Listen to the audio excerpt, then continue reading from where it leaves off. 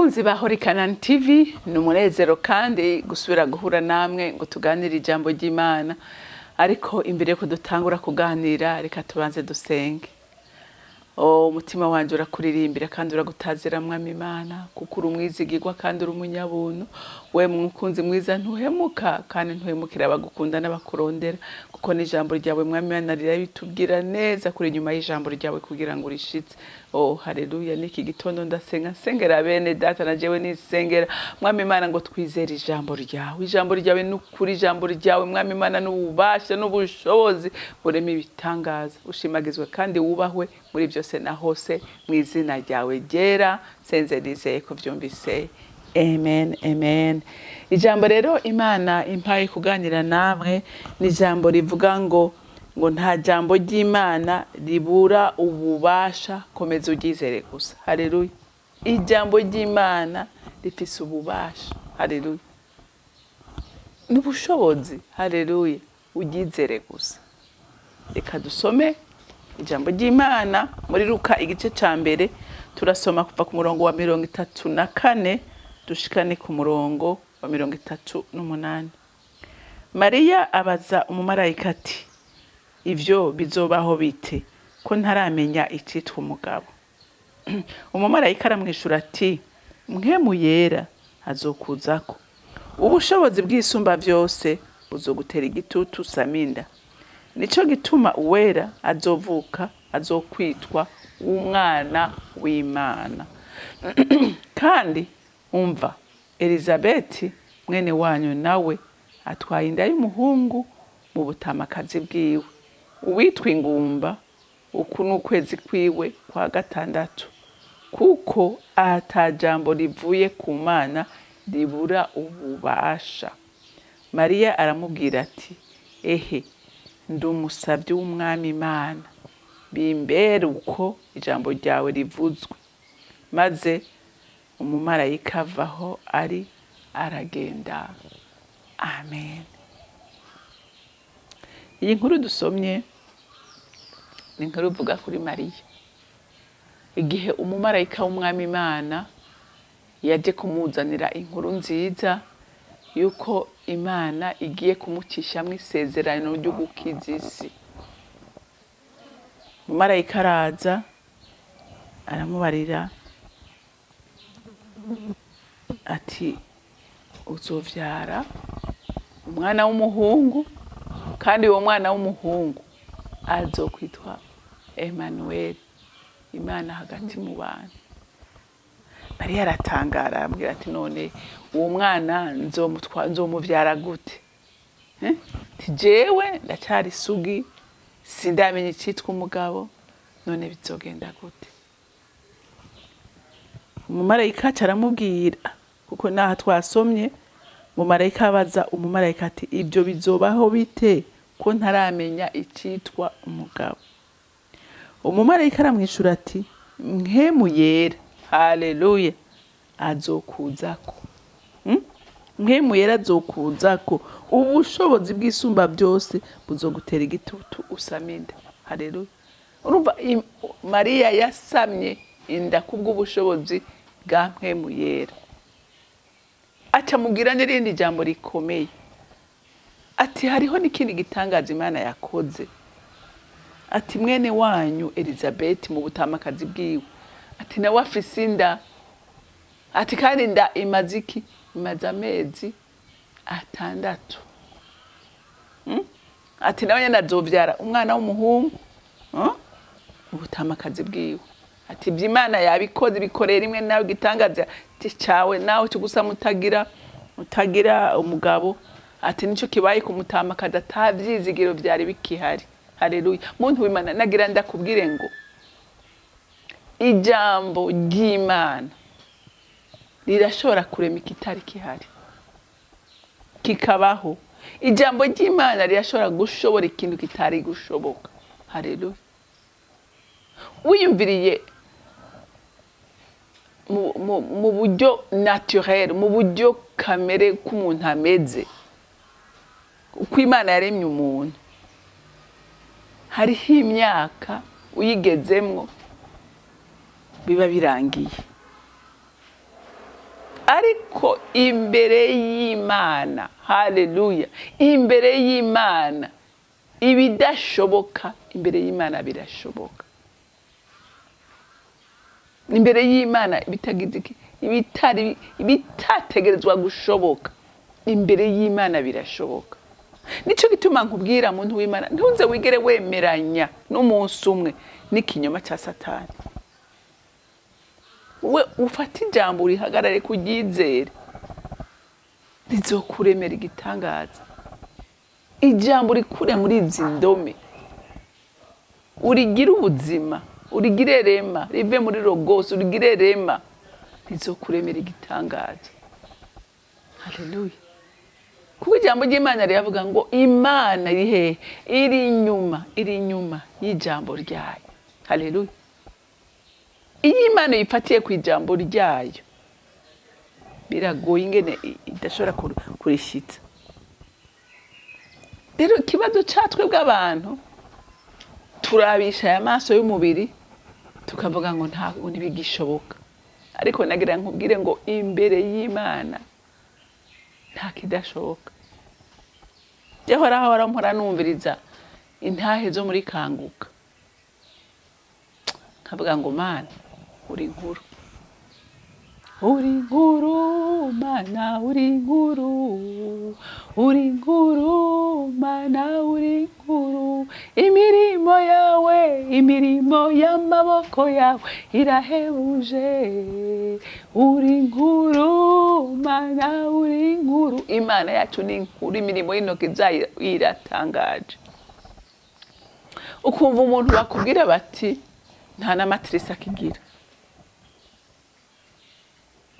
ukumva ngo nta n'amatirisi agifise, ariko Imana ikamubwira ngo uzovyara. Ukumva isezerano rigumaniwe, nzoguha ikibondo. None we wobihakana gute kandi Imana nyakurema ari yirema amatirisi? Ashaka kuremera yindi shacha kandi dora tubibona abantu bavyara kandi kwa muganga barazikuye. None mwibaza ko biba byagenze gute? Imana irarema ikibanzi iremera mu kibondi guhaye. Haleluya. Ingwara bakakubwira ati fini termine, genda witegure cancer usigaje iminsi ngahe, ukwezi, genda utunganye testament, utunganye ibintu neza, au revoir. Umuntu akavuga ati sinzopfa nzoba kugira ngo namamaze imirimo itangaje y'Uhoraho. Haleluya. Umuntu kaba arabayeho n'abakomeye bakamucako kandi bamusezereye. Ni kenshi twumva intahe tibitangaje Imana ikora. None iyo Mana ikorera bo, wewe yoreka kugukorera gute? Je yoreka kunkorera gute? Haleluya. Iyakoreye abo, iyakoreye Mariya Gasaminda mu buryo bw'igitangaza atagira umugabo, ni ishobora kugutabara nawe muri ibyo oye ubona bitagishoboka. Mata ya basile bonde ta, ni ishobora kugukorera ibyo ubona ko bidashoboka. Iyatumye Elizabeth umukecuru n'umugabo we, urumva ko yavuze ati aya masezerano ndayahaze, uri bigishoboka ntaco, kandi je sinzoreka gukorera Imana ngo nuko ntarose umwana, Imana nzopfa ndayize, nzopfa ndayikorera. Ati none wewe uze duharire. Urumva hari ibintu bigushikira ukumva ntibikunda, umenga ntibishoboka, umenga ntibikunda. Imbere y'Imana nta kidashoboka. Imbere y'Imana nta kidashoboka. Imbere y'Imana nagira nsubirira kubwire ngo nta kidashoboka. Haleluya. Ibyo ubona byakunaniye wewe, biha Imana. Kweri kugwana nabyo kandi atabyushobora, bihereza Imana. Ataya posaya hamuhwekerera imbere yayo, uyirinde. Haleluya. Uyirindire, izobikora. Izobikora bose babireba. Izobikora bose abagukunda banezerwa, abakwanka batangare bababare. Haleluya. Izobikora. Izobigukorera, izobinkorera. haleluya, bya bindi zo bigukorera izo binkorera, kuko turi inkoramutima zayo. Tugumeyo gusa, dutebeyo gusa, haleluya. Yo ntirambigwa, yo ntirambigwa, ntimeze nk'abantu. Tuyizere, haleluya.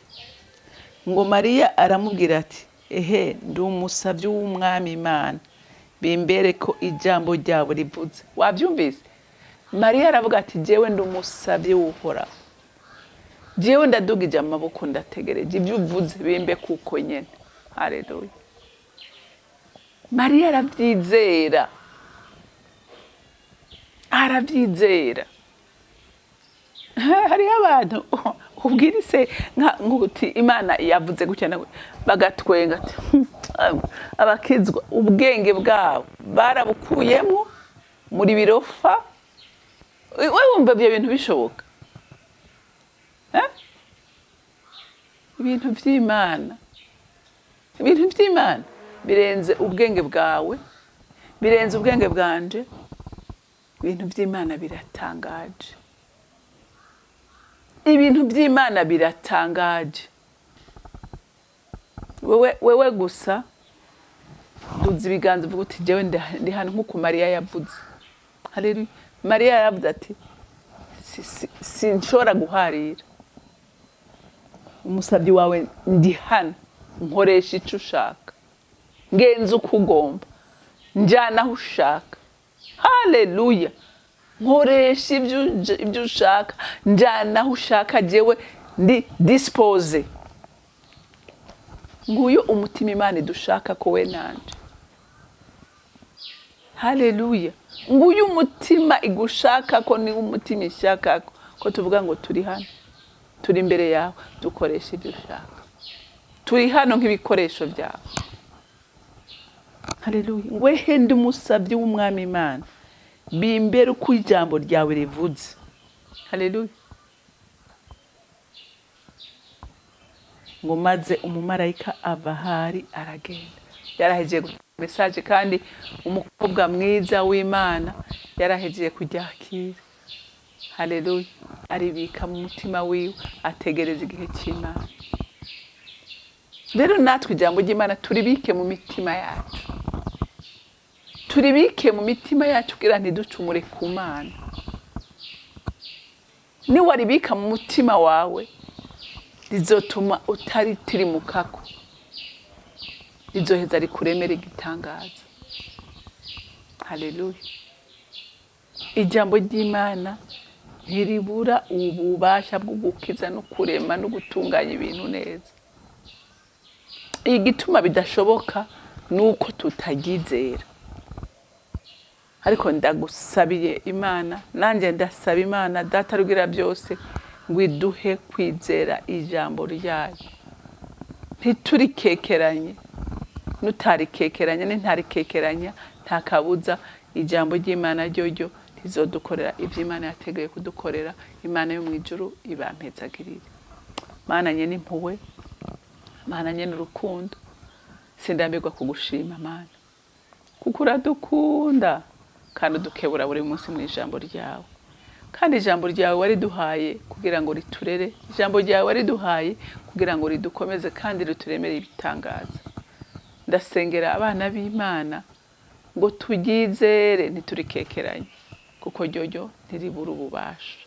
Urakoze Mwami Imana, icubahiro cyose kibi cyawe, mu izina rya Kristo Yesu senze nizeye kuvyumvise, amen, amen.